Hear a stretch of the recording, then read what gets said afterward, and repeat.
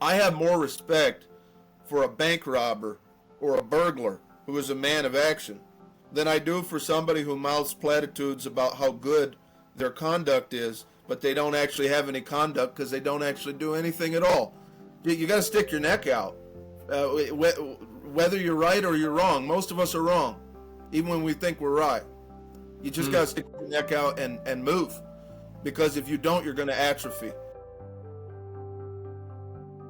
Boys will wear you out with their energy to run, explore, to break things, make things, of course, yeah. The top jobs for men without a 4-year college degree involve action pretty much at the top there. You have truck driver, construction worker, mover. It's hard work. Some of us are bookworms, but a good deal of boys are hardwired to do hard things, cut their own paths. Andy Hickman is definitely one of them. After a decade crisscrossing America's patchwork of big cities and small towns, he's now settled down in this small New York village, but he is not taking it easy.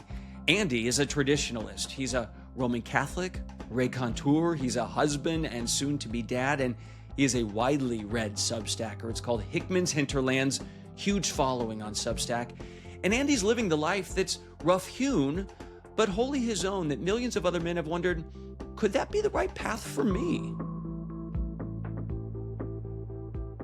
Andy, good to meet you. Welcome to All Boy. You're kind of living this life on your own terms, it seems like this. I think you've called it an 1850s life, but we're mid-2025. You live in this small village in your own home that you actually own, which a lot of us can't say. Can you describe your life? Well, here's how I think about this kind of thing is humans have been human, depending on whether you subscribe to old Earth creationism or young Earth creationism, for at least several thousand years, maybe more. And so when you look at the things that are now considered to be normal and required, they're very new. And so the only thing I think is I go back and look at what was normal across time and space and history, and I live as close to that as I can while accepting certain modern amenities such as electricity and the internet. But I keep my expenses low, and I live in a place that's very poor and isolated, and most people would hate it. But I love it. Well, yeah, I mean, the way you describe it sometimes, and I want you to go into it more. A lot of people, the word blight would probably come to mind, but you seem to find real beauty there. How do you actually see it? Well, to think about blight, you have to think about what the opposite of blight is.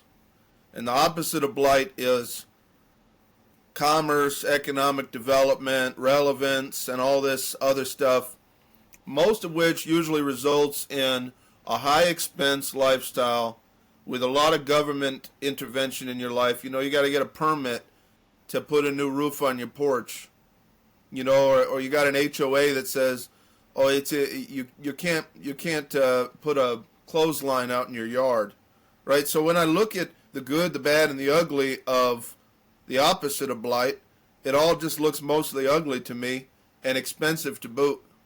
So to me, the blight is the place where you can escape that kind of thing, and you can find a lot of the real ones out there.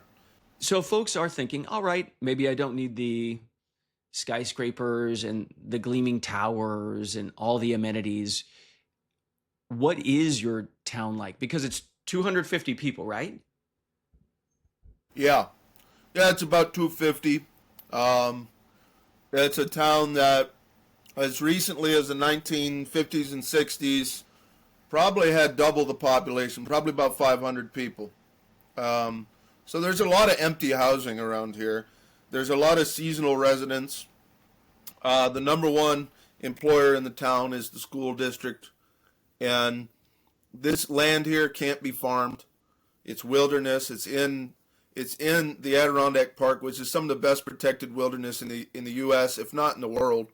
But the flip side of that means that logging, mining, and all the other extractive activity that once might have generated some economic interest has pretty much all gone to hell in a handbasket. So there's not really much in the way of jobs or commerce.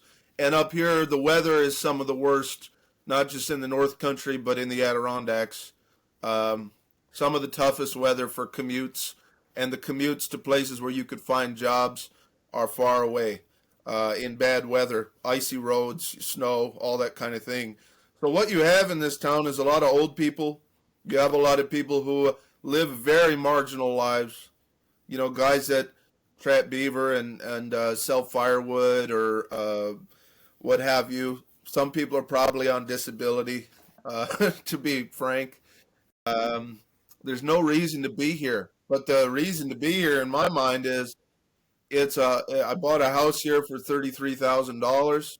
Um, I don't own an automobile. I don't believe in automobiles. I have no intention of driving. I've given up my license. I don't even like riding in cars, to be honest. Um, so I can live here and walk to the pub, walk to the library, walk to church, walk to the grocery store, gas station, liquor store combo over there. Hmm. And I can walk to 76,000 acres of public access wilderness land on which I can hunt, fish, and trap. So I don't really see what else I would particularly want. And there is a bus to the county seat in the event that I have to go to, I don't know, Walmart. There's certain things here you can't buy here, you know, like weird stuff. Like I like Burt's Bees chapstick. It's Hmm. not for Me sale too. in this town. So I have to take the bus to the county seat to go buy my Burt's Bees or what have you. So Um, well, it's funny that you say that you don't even like being in cars anymore because you're one of the top Substackers when it comes to travel.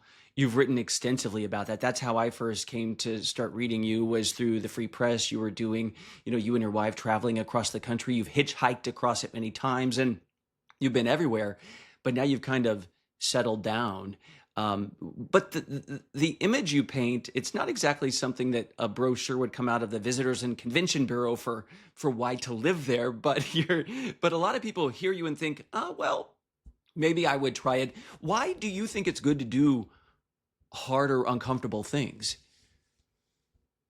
well, I mean, again, I guess the yardstick I use to think about anything in the way of life decisions is what was normal before modern times, because modern times have inculcated a series of modern problems, most of which I just find to be kind of ugly and pointless.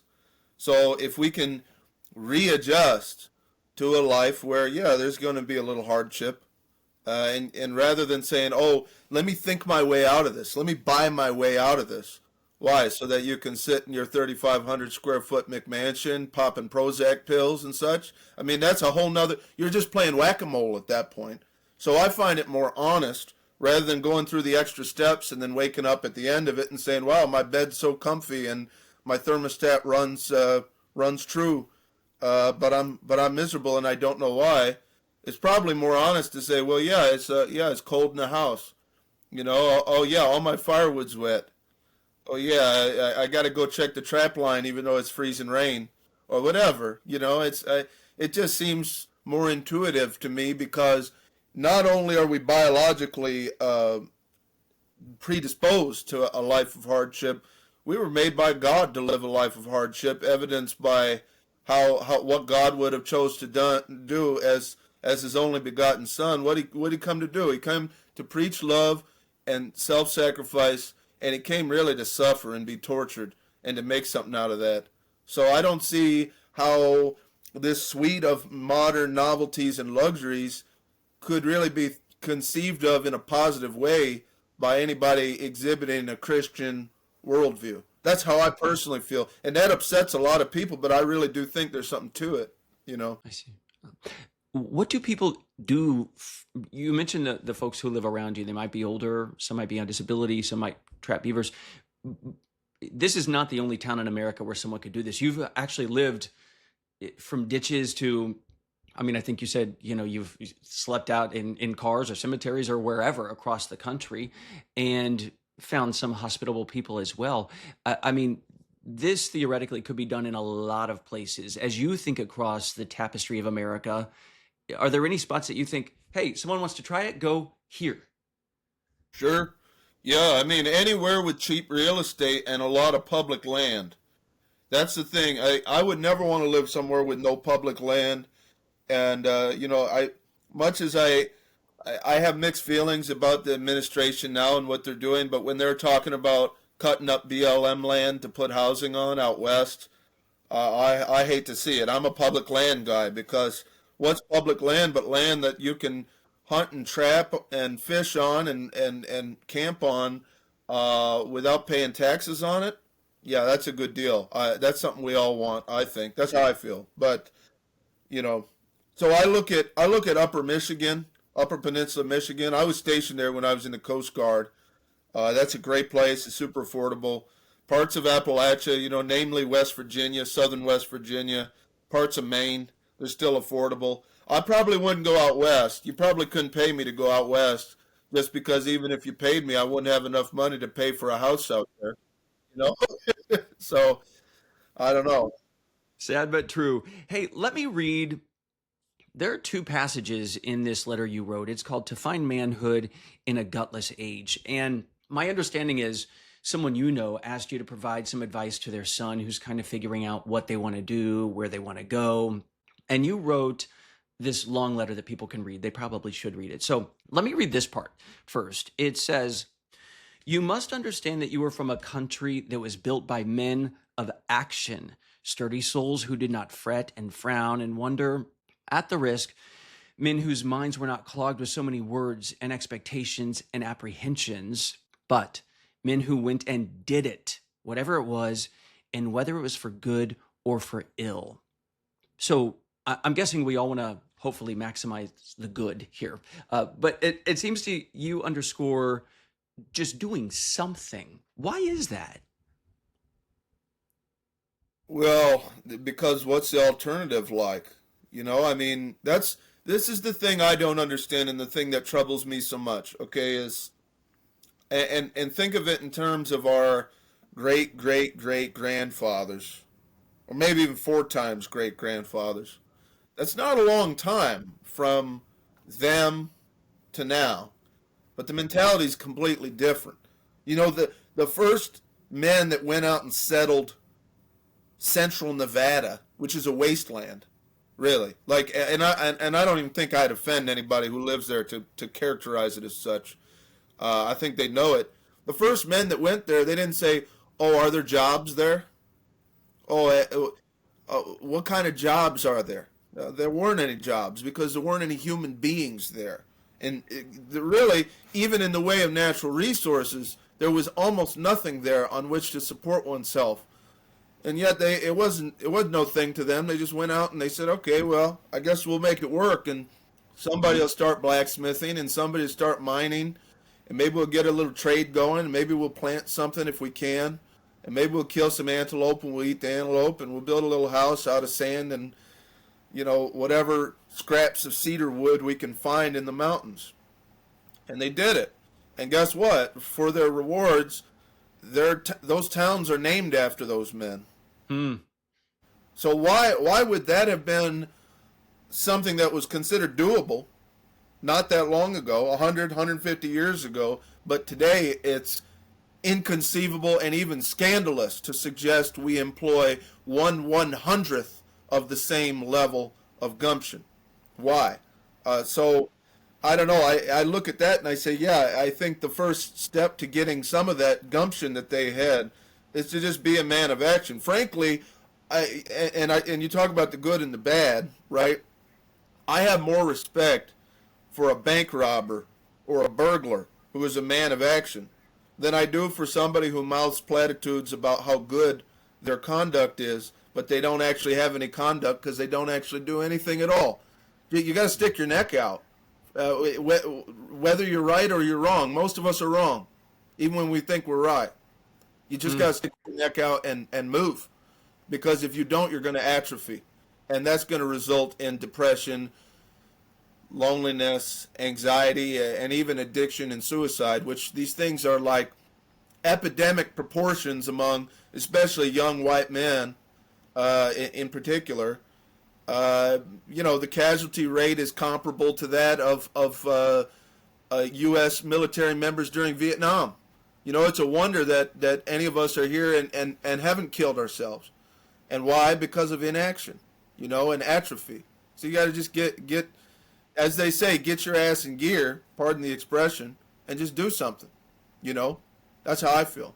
I see. Okay. Well, all right. I got you. Well, and most parents, you're about to be a dad. I hope my sons are more into building homes and things like that than robbing banks. But I take you I agree. I for what agree. you say. And young people make mistakes. I mean, in that letter, you actually talk about you ate a half rotten fox one time, and you think, okay, that was a mistake. I learned from that. So we learn from our mistakes too.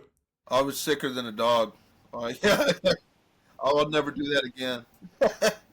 As far as character and spiritual formation, you've talked a little bit about spirituality, and I actually converted to Roman Catholicism in 2024, and I have found it deeply meaningful and stabilizing and just broadening in every way. And you say this as far as formation in that piece, to find manhood in a gutless age. You say, quote, sprint into myth and into a world of primordial powers and spirits above all. Sprint into the good world handmade by God, a world whose mode of action is supernatural more than it is purely measurable and rational. Banish the mind, if ever the mind should threaten the spirit, and you will be made whole in your manhood. Have you thought a lot about you've talked about men a few times, and that's what we're focusing on here, because whether you're 6 months old and you're growing into a man, or you're 26 years old and thinking, who am I and what should I be doing? What role does myth, does mystery and spirituality play? It's everything. And I mean that. I don't know. And that's the thing that's kind of the great error or heresy of modern times, is taking one particular domain intellectually, which is that of measurement, rationality, scientism, and saying, okay, if we measure the bore on a steel piston, and we find that it's a couple hairs off, to make the engine more efficient, then we need to add more metal or take more metal away or whatever it is, right? That's a useful way to think when you have a material task in front of you. That's how we build things. That's how we get anything done, really, in the material world. But the great heresy of modernism, as I see it, has taken that very useful and valid mode of thought and misapplied it to the wrong domains of life. Where people will they almost think about it as a mechanic thinks about their life path. Oh, well, if I do this, if we put our son in this prep school and he gets this SAT, then he could get into Dartmouth. And if he gets a law degree at Dartmouth, then this. And the net result is a salary and a good job and a house in a top 10 metro area. That's the American dream, right? I thought. No? Well, and that's the interesting thing is I've been kind of the mind that there's two Americas, and by extension, two American dreams. I mean, the American dream of our mythical characters. What was Rumpelstiltskin, or not Rumpelstiltskin? What was Rip Van Winkle's American dream on his farm that was unprofitable? Lazing around, idling in the village in the middle of the day, smoking pipes and talking about whatever, and wandering off into the woods to fall asleep for 30 years. What was his American dream? And how does it compare to the American dream that was invented by all I can tell after the 50s, but really after the Reagan years, maybe even more so, because even the 50s American dream today is no longer sufficient for many people. Living, with 3 kids and a wife and 1 car in a 700 square foot house that you own. People are disgusted by that today, and I'll tell you, my grandma's generation wasn't. So, I don't know. That actually gets to a really interesting point that I've been thinking a lot about, which is that millions of young men in America, they kind of feel stuck. And it shows up in data points in a lot of different language, but I'd say directionally they feel stuck. And they feel like failures. You see some research about what gets put in suicide notes. People saying I'm worthless or useless. Those are, I think, the most common words.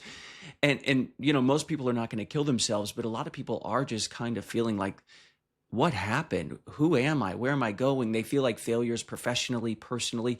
So how do you think about success then? I think about success as, well, you have to think about it like myth and style, like I wrote in that letter. I mean, a young person or a person who's a little lost, they need to find something primordial, something the structure of which is going to kind of act as their yardstick and their guide, and adhere themselves to that myth. Um, and in so doing, obtain a unique style and manner of thinking and living. But then to eventually master that and become the myth.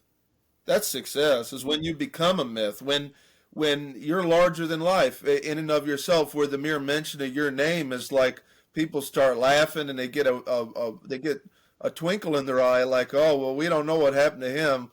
He's gone off into the swamp, and for all we know, he's still living, and he's 150 years old out there, or whatever, right? When you attain that, you're not just consuming culture and consuming myth, you're creating it, which is a benevolent thing to give to future generations of people, is to be a character, as they say, and they put emphasis on that word. Oh, he's a character. Yep, yep, That's yep. what you want to be.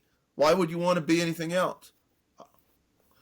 Yeah, I'm from Missouri, and we do say that she was a card, she's a character. You do want that. Yet, you're not a big booster of the trad fads, though. When I've read your work on Substack, a lot of people are kind of saying, let's go back to this and let's have the woman outside churning butter or whatever.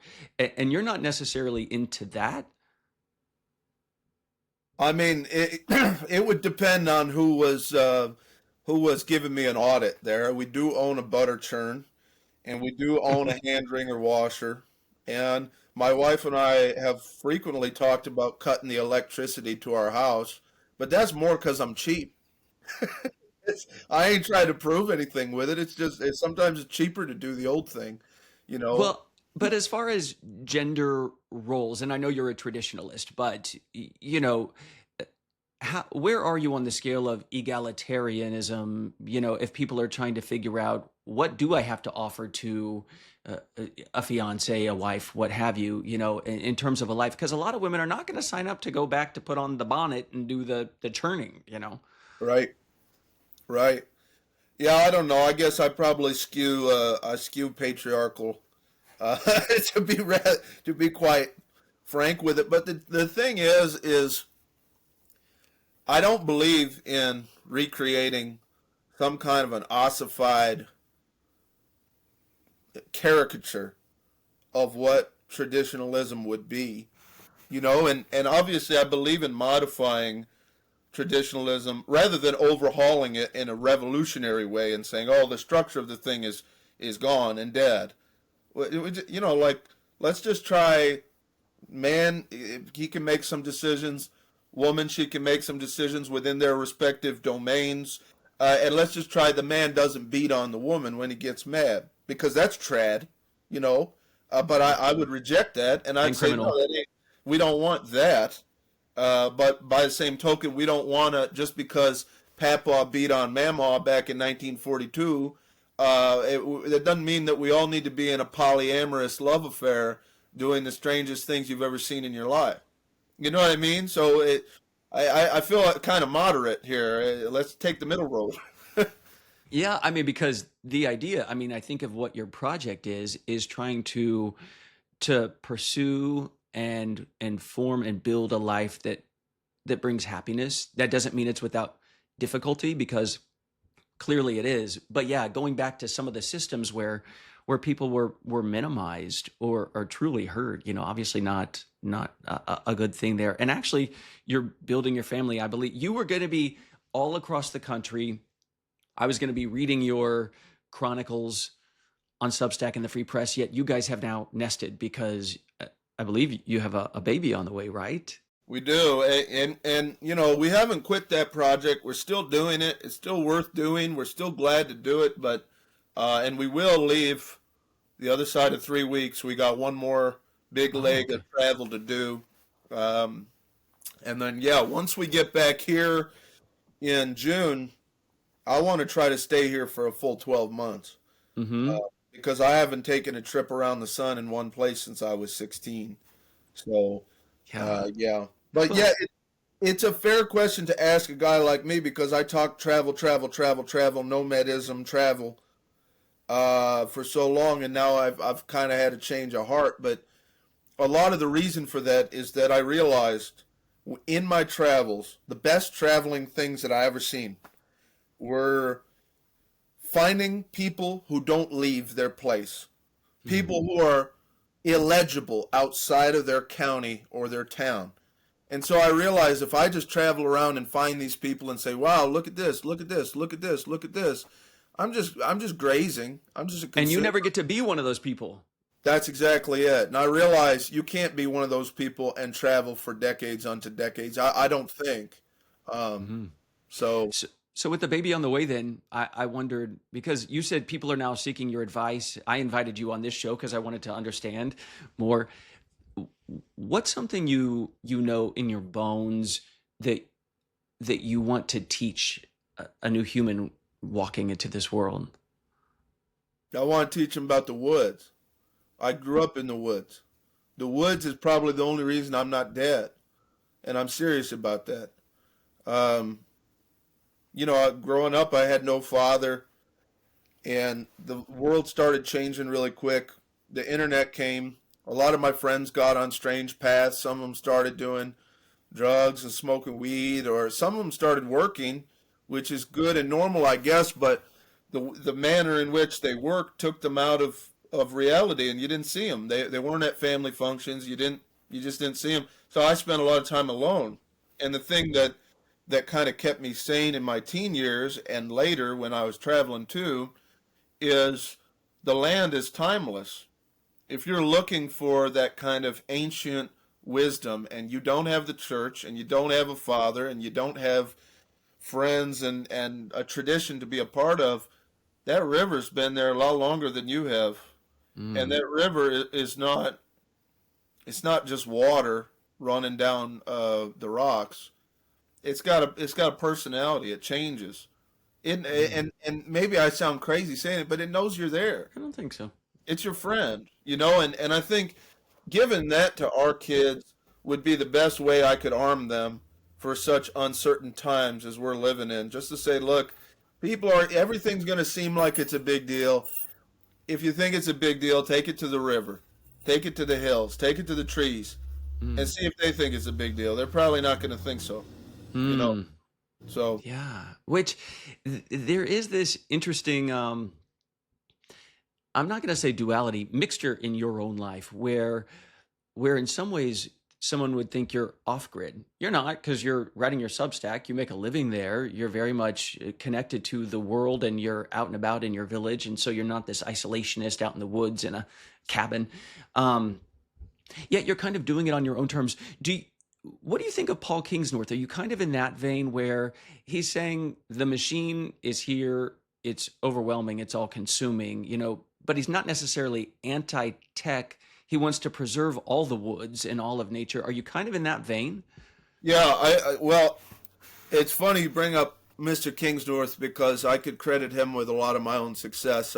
We've met in real life several times, and we're friends, and I don't see eye to eye with him perfectly on everything. I mean, for example, I'm not Eastern Orthodox, and I don't accept his defense of Eastern Orthodoxy myself. But we can have some brotherly discourse on that matter. But the thing I think that would be a big difference between Mr. Kingsnorth and myself is that he's a little more wild. He's a little more John the Baptist in his cave, and I have some of that in me too, no doubt.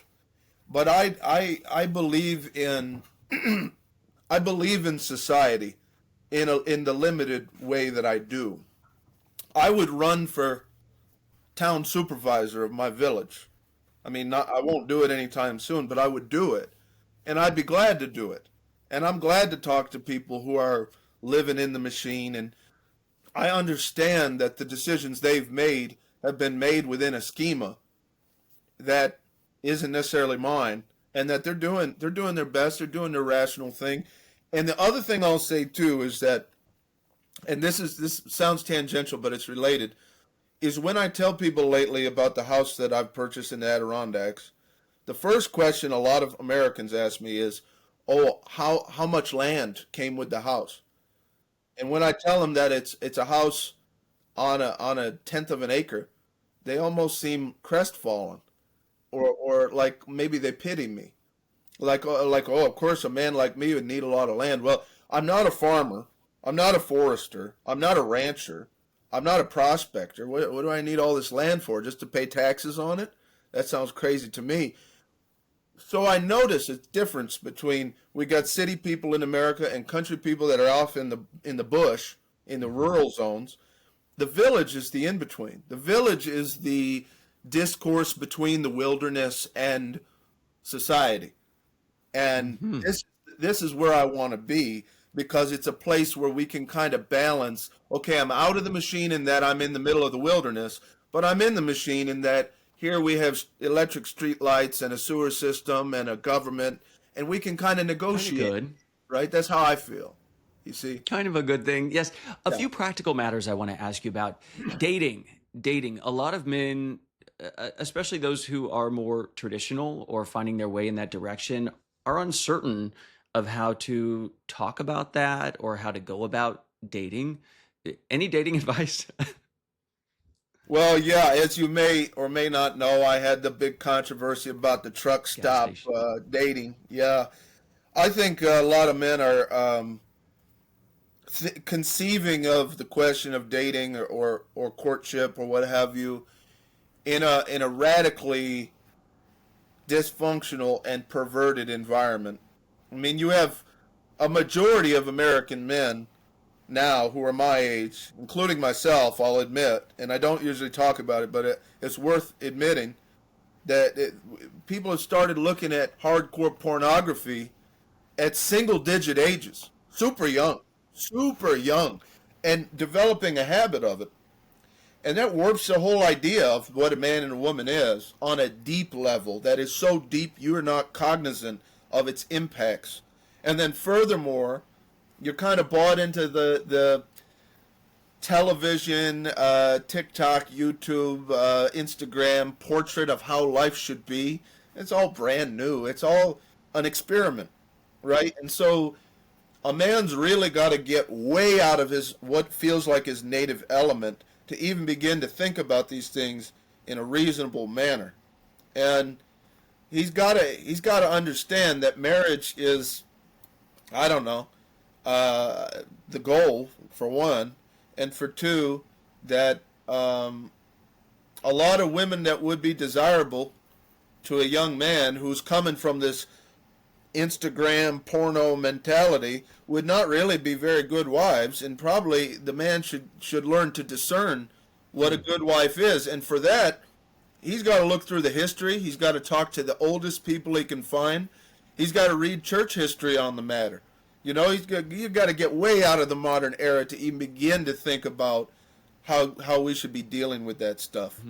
And because I'll tell you too, the other advice I'd give a young fella is, most of these women out there today, in as much as they adhere to the modern suite of ideas that's now normal, they pose a hazard to your heart. They'll hurt you. You know, secular women that don't believe in God and they buy into all this stuff, you got to stay well clear of them, because I've had those experiences and they hurt. So am I understanding you to say that you think men should not date women who are not traditional Christians? Because I mean, honestly, statistically, most women are not. Most people live together before they get married. Yeah. You know. Yeah, well, I've done that, and I don't recommend it, to be quite honest. And again, I don't want to seem like I'm chauvinistic in my position. You know, I have a heart for folks who are outside the church, or they're somewhere else, and because I've been there, I lived it, but it's just kind of clear to see that in as much as a man or a woman embraces the spirit of experimentalism in these domains and says, oh, we should try to do something that's never been done before, that there is no precedent for, and somehow I'm optimistic that the results will be good. I'm here to tell you that probably the results won't be good. If you want to get into polyamory and birth control and abortion and cohabitation and all that kind of stuff, I've been there, done that, on all that stuff, and it's a nightmare. And is there a middle ground though? I mean, because birth control, that's not even within Catholicism, it's probably a majority. I mean, is there a middle ground? Well, I maybe I am trad in that way, because a catechism of the Catholic Church says it's a sin, and so it's a sin. I don't mind if we put it to a vote and 99% of Catholics said it wasn't a sin, it wouldn't matter. One final thing I wanted to read here is something you wrote in that letter. And because some people and you acknowledge is a lot of people are going to continue living the lives that they kind of began in the places they began, or in another big city. But that doesn't mean that it has to be totally out of your control. And you write this: there are now houses for sale for practically nothing. The villages are full of opportunity, and food is extremely cheap by historical standards. Jobs are everywhere in the U.S. if you're willing to travel. And I know for a fact that there are many fine women a young man could marry who, in former times, bachelors would have been fighting over. In spite of the difficulties that this era may present, there's a great deal to be found in the way of opportunities for any spirited young fellow. Much of this discussion, Andy, has been some practical, but also philosophical, theological. Any little benediction you could leave us with? Well, just to buttress the point I made there in that passage, I mean, it's true. I was shocked when I met my wife, right? Because if you read history books from the time, a woman exhibiting all the qualities she has in amplitude, I probably have to fight. I might have to kill somebody.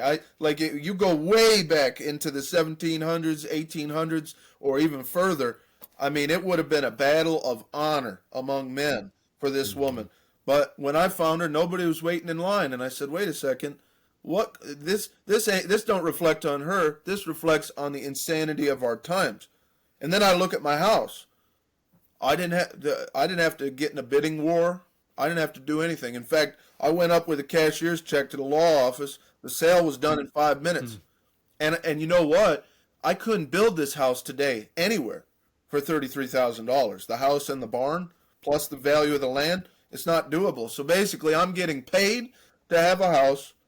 I get a fantastic wife without having to fight anybody.